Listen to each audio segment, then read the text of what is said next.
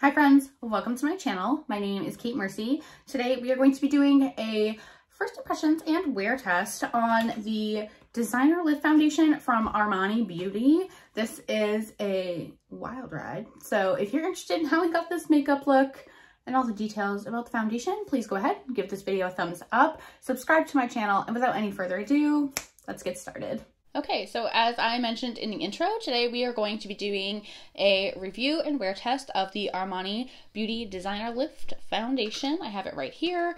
This is what the unicarton looks like. So I have the shade 2. It retails for a whopping $70.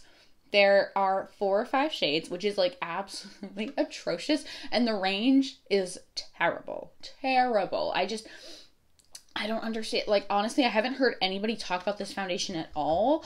But furthermore, I haven't heard anybody from like Armani Beauty or anyone else in the space speak about like why on God's earth we would release something with 4 or 5 shades and they're all like super light. It's so stupid, but we're going to get into this. We're going to see if it retails for $70 for a reason. I'm just wondering what the reason is. Truly, what is the reason? So it allegedly is going to like smooth out my skin. It's going to reduce the look of like fine lines and wrinkles. It has a lot of claims. It also claims that it's buildable full coverage. So we're gonna see about that. It does have SPF 20 in it as well. So we'll see about that. To prime my face today, I'm gonna go in with Tatcha, the liquid silk canvas. My bottle's disgusting, I apologize. Just because I know that I really enjoy this primer, and historically it's done nice things for my skin. So I'm hoping that with this primer we're not setting the foundation up to fail. So to apply the foundation today, I'm going to go in with my Morphe M6. I prefer a flat top kabuki. Morphe is not a brand that I support any longer. I'm not going to be like purchasing from them in the future. But that's the flat top kabuki that I have in front of me. So we're going to take, it's brand new, so it's going to just apparently take a few pumperoonies. Okay, several. So we'll do like 3 pumps. It's a super liquidy consistency. It does ask you to shake the bottle before use. So if you saw me do that, that's why I did that. Whoa, whoa, whoa, whoa, whoa. So the shade match is up for debate. Go figure. Because there's 4 shades.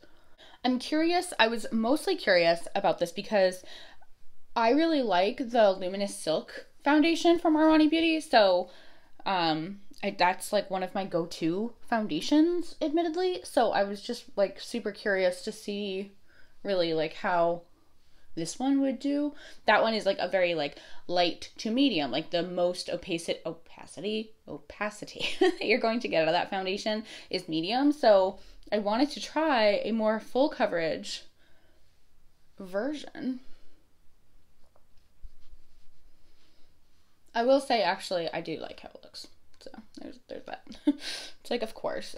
This is like kind of how it went. I did a review last year on the La Mer skin tint, and I was like, this is not going to be worth the money. And then I was like, oh, well, I don't know if it's worth the money, but it's a good product. So I am just going to spray my beauty sponge. This is by the DSM shop. They have the best sponges, and they're $6. And just go over that and see if I can kind of smooth out some of it, because it looks a little streaky with a brush. And like I find that like sometimes legitimately some foundations just don't do well with a brush. Likewise, some foundations that I've tried just don't do well with a sponge, which is why it's always kind of hard to judge something off of a first impression, because reality is like you really just don't know. In hindsight, I probably should have done a side-by-side, but that's not what I did, so sorry about that. Can you see? I don't know if you can see. It's like looking even worse with a sponge somehow. I don't know if you can. My lighting is not great. It looks just kind of like broken up on my, yeah, you can see it right here. It looks like kind of broken up. Like, what in tarnation?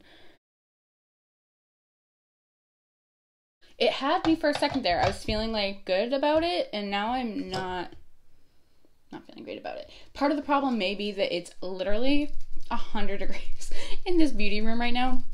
So like, I understand that that might play a role. That's probably why it looks super dewy on my face right now. But I'm gonna try and go in with my Anastasia Beverly Hills loose powder and see how we come out looking, and I'll be right back. Okay, so I have the rest of my base products on. I still need to finish up my face, but I just wanted to give you an update on like what my skin is looking like.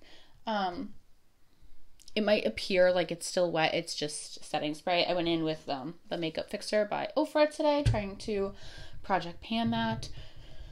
So here's the thing. Here is the thing. I don't hate the way it looks with the rest of my products on. I think that like you can definitely tell like, oh, she has makeup on, especially like up here.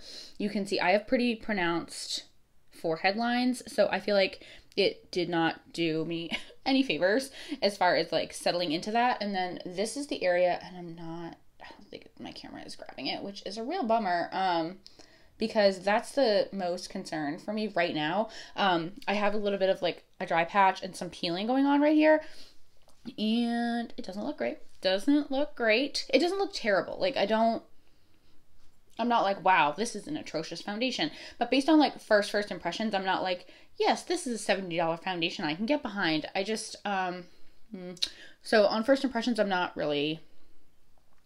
don't feel like I look as airbrushed as I could, you know what I mean? And maybe that's the powder, but like where the claims of this foundation are specifically like firming and pore minimizing and smoothing, I just feel like I was expecting a little more out of this.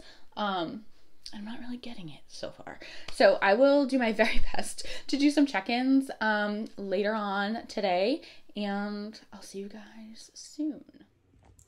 Okay, so this is how the foundation wore. You can like really see in this footage like how it just kind of broke apart here, and it looks really splotchy. I wear glasses, so you can also see here how it wore off, but that's actually pretty typical, unfortunately. I work in healthcare, so I do have to wear a mask when I go to work, so it wore off around here. I also sweat a lot because I'm busy. Yeah, so this is the 11th hour. I put it on around 1:30, and it is now 11:50. So it's been on for quite a while, so I will take that into consideration. I just don't feel like you look at this face and think like, gee, that's a $70 foundation. I don't feel like my face looks especially smooth. Yeah, no. So I think if you're like thinking like, gee, I really love the Luminous Silk foundation, is this going to like live up to that hype? I don't think it's a bad foundation. I just think like the price point is astronomical. And I just don't think that the price is really justified. I will say though, like when I got into my car and started heading to work today at like the 1 hour mark, around 2:30, I was like, wow, actually, I really enjoy the way this looks. So again, this is the 11th hour. So I don't think any foundation really holds up great after that amount of time, but I would hope for a $70 foundation that it would just be like mind blowing and my skin would look porcelain, and this is not porcelain to me. So I think if you're thinking about this foundation, just like be aware that it's not a super long wearing foundation. If you're going to be working in like warmer temperatures, that's going to play into this. So yeah, not great.